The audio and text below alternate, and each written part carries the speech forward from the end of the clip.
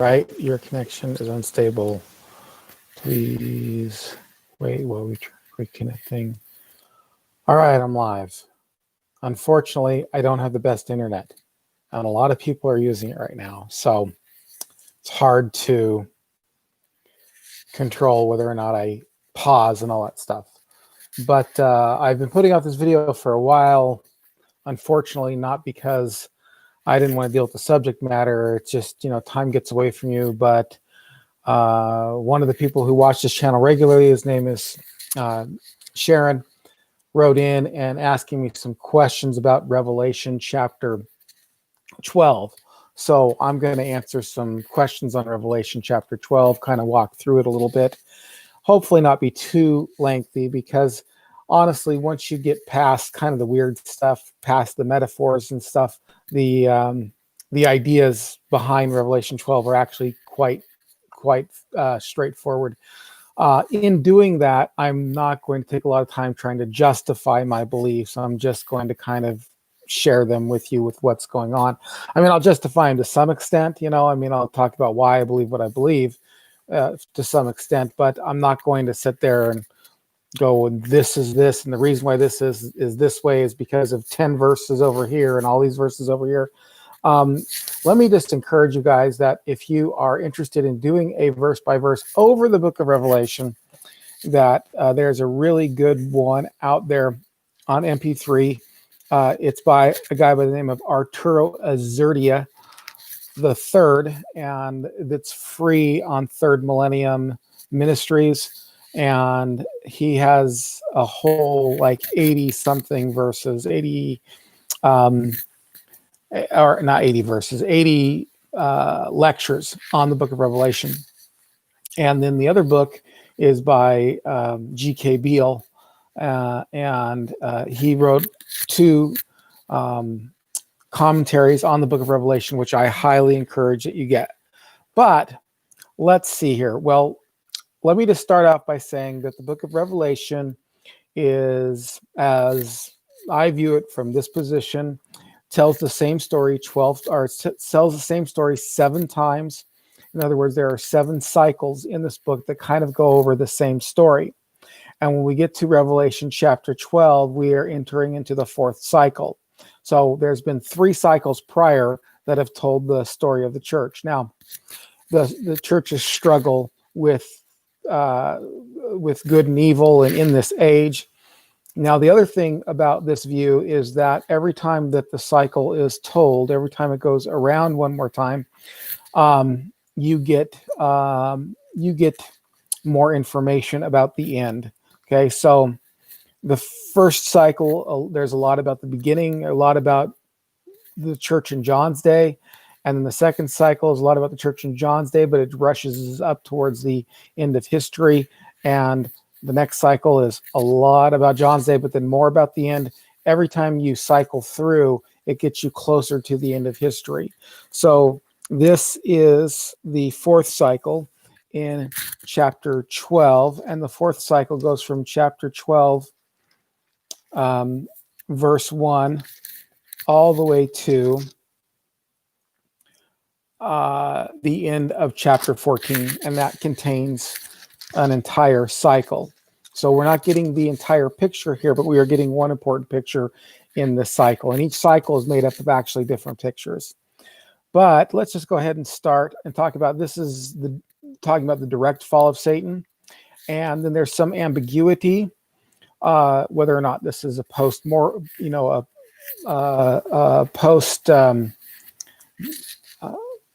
what's the word I'm looking for? Not a post, but whether it's a post-cross fall or whether it's, before the world began or sometime after the Garden of Eden. So in chapter 12 and verse 1, it says, "And a great sign appeared in heaven, a woman clothed with the sun and with the moon under her feet, and on her head had a crown of 12 stars. She was pregnant and crying out in birth pains and in agony to give birth. And another sign appeared in heaven. Behold, a great red dragon with 7 heads and 10 horns, and on his head were 7 diadems.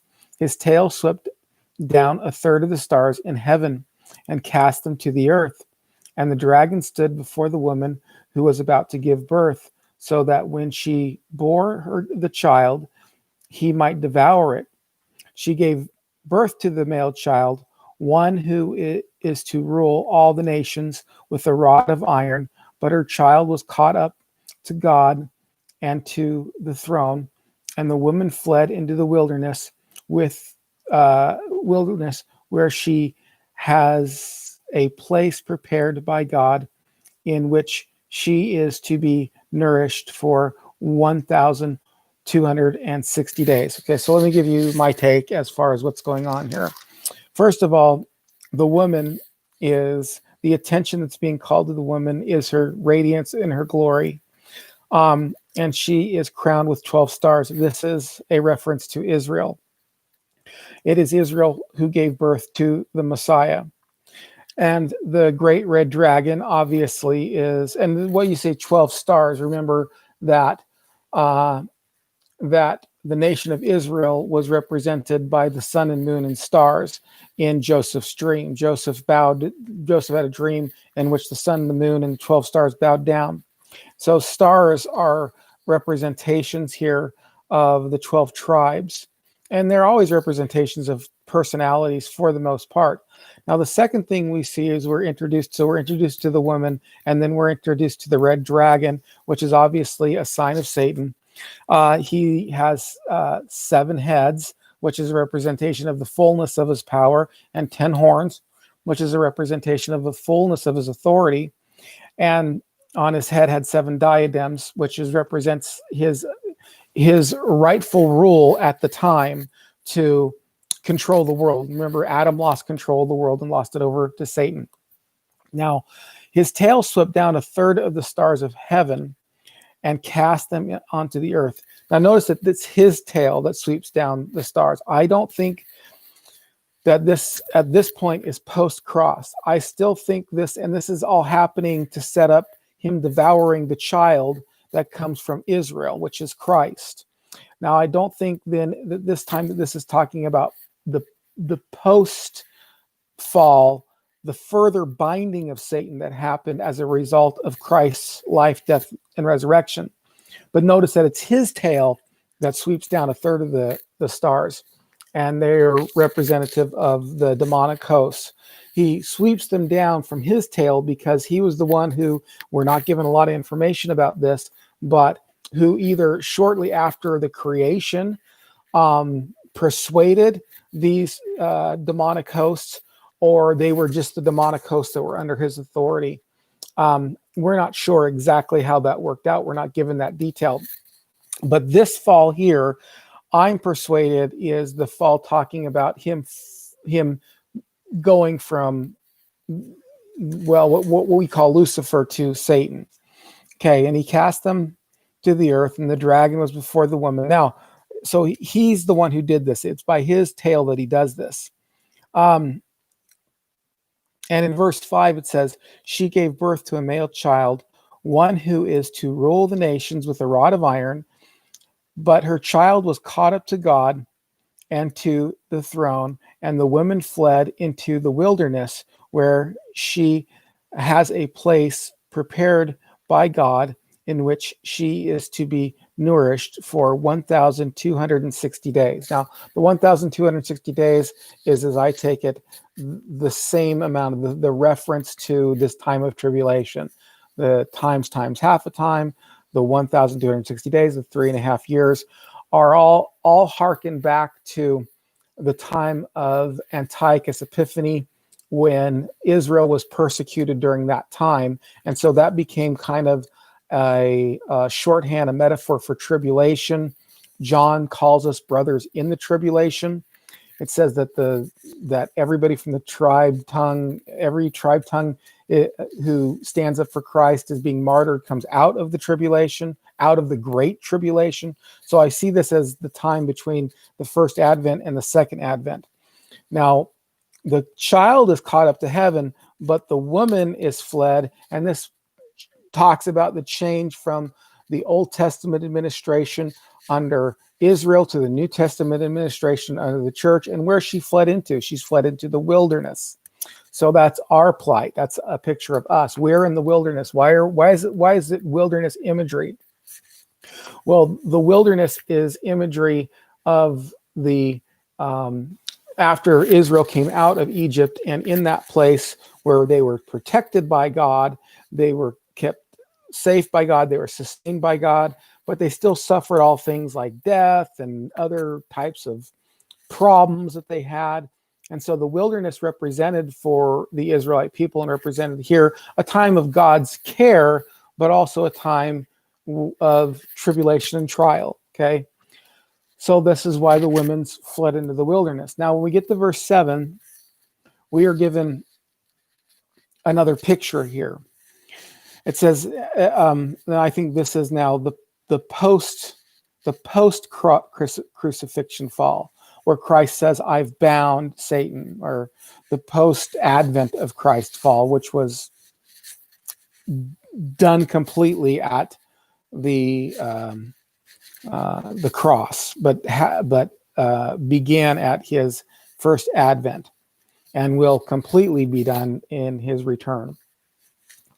But it says, now a war was in heaven, Michael and his angels fighting against the dragon, and the dragon and his angels fought back, but he was defeated, and there was no longer any place for them in heaven. And there was a great dragon thrown down, the ancient serpent, who was called the devil, Satan, and the deceiver of the whole world. He was thrown down to the earth, and his angels were thrown down with him. And I heard a loud voice in heaven saying, now is the salvation and the power of the kingdom of our God, and the authority of his Christ has come. So I don't see this as the same fall as the previous. I don't see this as telling that same story twice. I see this as a further telling of the story after the crucifixion and ascension.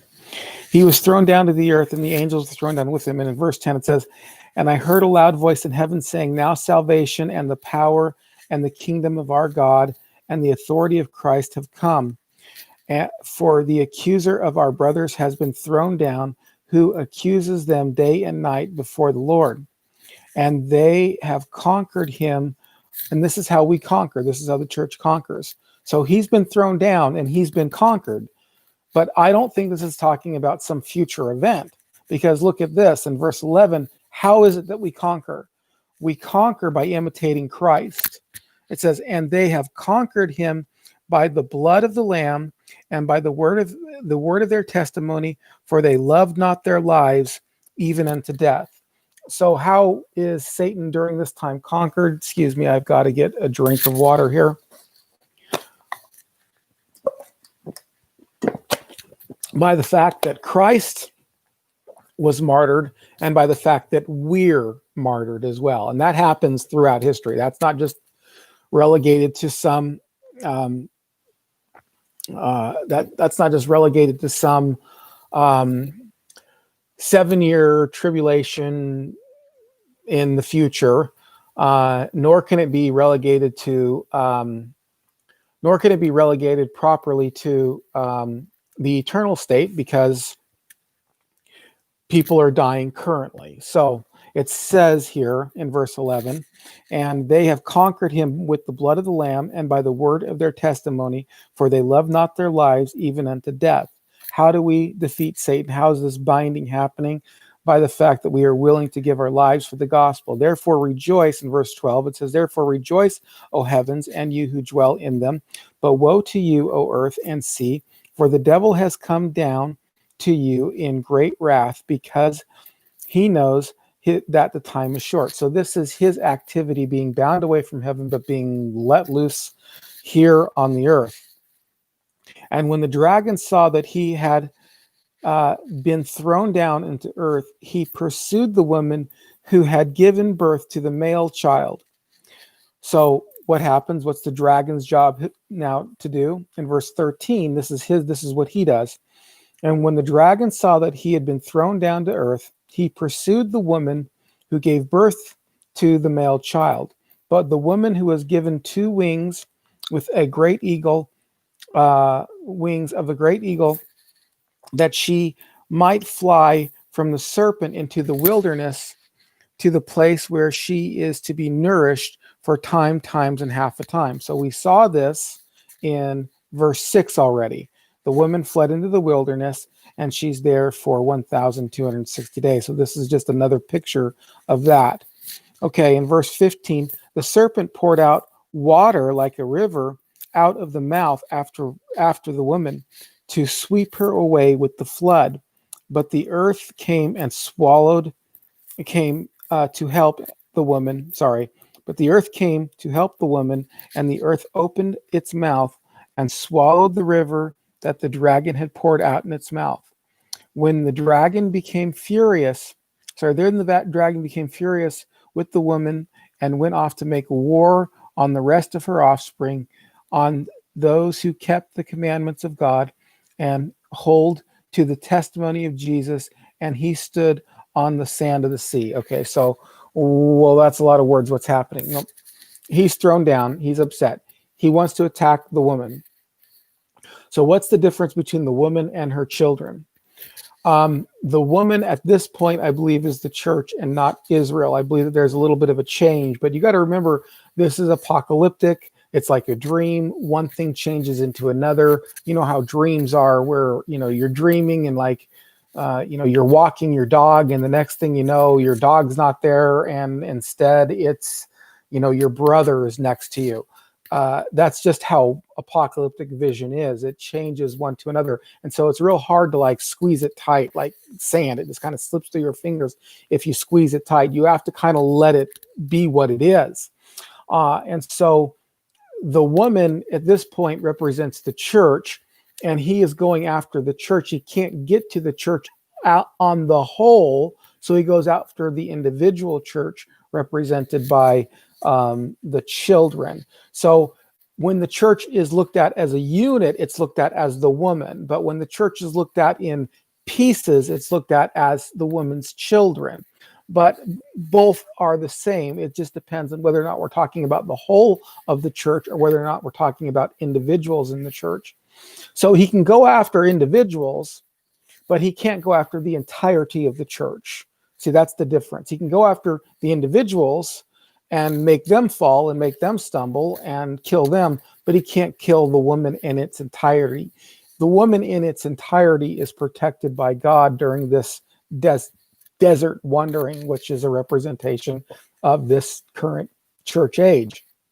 It's an age where Satan has been significantly bound, but of course not completely bound, where his power has been restricted, and he's mad about that, and he comes after us. But he won't have ultimate success, at least at this point, until he's let off of his chain, and then he's given success for a short time. All right, well, that is Revelation chapter 12, just basically, without going too far into all the details. I hope that helped. If there are any questions about this, you can feel free to leave them in the comments, and I will try to get to them. But thanks a lot. Thanks for watching, for those of you who tuned in, and I hope that this helped you out. Please give it a like, a thumbs up, share it, all that stuff if you're feeling so inclined. All right, we'll talk to you again soon. Bye.